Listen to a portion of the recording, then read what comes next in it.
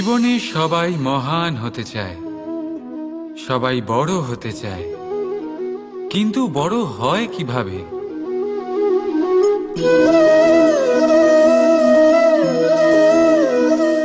এটা আমার হাতে কি বলুন তো? সর্ষে বীজ? না, এটা হলো বটের বীজ। এই বীজ এত ছোট হয় যে সবার সাথে সহজেই মিশে যায়, বড়ই সহজে ধরণীতে মিশে যায়। কিন্তু যখন এটা বৃক্ষরূপে বড় হয় আর তারপর যখন পড়ে যায়, সমস্ত পরিবেশকে কাঁপিয়ে দেয়।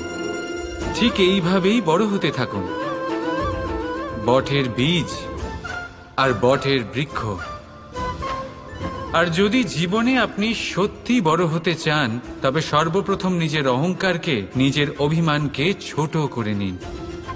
এত ছোট যাতে সবার সাথে বসতে পারেন, কিন্তু